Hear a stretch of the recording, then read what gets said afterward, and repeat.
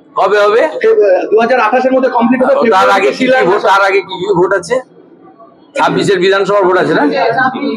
কিন্তু আপনি ব্যারাকপুরে রয়েছেন, ব্যারাকপুরের একাধিক বিজেপি নেতা আস্তে আস্তে তো তৃণমূলে যোগ করছে, এইটাকে কিভাবে দেখছেন দাদা? কেউ যায়নি, যারা রয়েছে বিট্টু উনি কোনো পদে ছিলেন না, কিন্তু তিনি তো বিজেপির কনভেনার ছিলেন বিটপুর বিধানসভারই। আগে ছিলেন, এখন ছিল। উনি তো আমাদের মেম্বারশিপই করেন।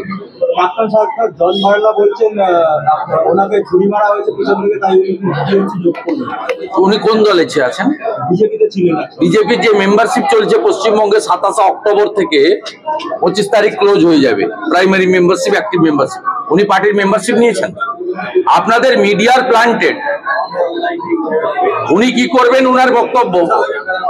কিছু লোক আছে যারা মন্ত্রী হওয়ার যোগ্যতা ছিল না, মন্ত্রী হয়েছে, তারা মন্ত্রী পদে ক্ষমতায় থাকতে চায়।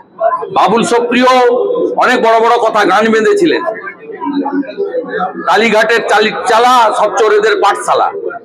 সেই বাবুল সুপ্রিয় দুটো টার্ম মন্ত্রী হওয়ার পরে যখন ড্রপ হয়েছেন, তিনিও দল পরিবর্তন করেছেন। তাকে মন্ত্রী থাকতেই হবে। আর উনিও মন্ত্রী ছিলেন, টিকিট পাননি, হারানোর চেষ্টা করেছেন মনোজ টিগ্গাকে, হারাতে পারেননি। তিনি এখন ক্ষমতায় থাকতে চান। ক্ষমতায় থাকতে গেলে যাদের সঙ্গে গেলে নীতি নৈতিকতা বিসর্জন দিয়ে ক্ষমতা পাওয়া যায়, ওখানে গেছেন। উনি তো বিজেপির কেউ নয়, একজন সাধারণ মানুষ, প্রাক্তন মন্ত্রী। বিজেপির মেম্বারশিপের আইডি নম্বর যদি জন বাল্লার দেখাতে পারেন, তাহলে আপনাদের এই সংবাদপত্র যে চাষটা করছে দুদিন ধরে, এর উত্তর আমি দিয়ে দেব। জন বাল্লা ভারতীয় জনতা পার্টির মেম্বারশিপ নেননি, বা ভারতীয় জনতা পার্টিও তাকে মেম্বার করার জন্য অ্যাপ্রোচ করেনি।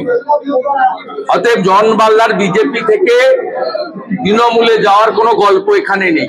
তিনি প্রাক্তন মন্ত্রী, ঠিক আছে, তিনি তার ব্যক্তিগত সিদ্ধান্ত নিতে পারেন।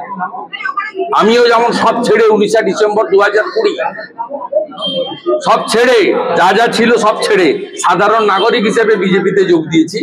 তিনিও দল পরিবর্তন করতে পারেন, কিন্তু এসব কথা সাজে না, এসব কথা সাজে না।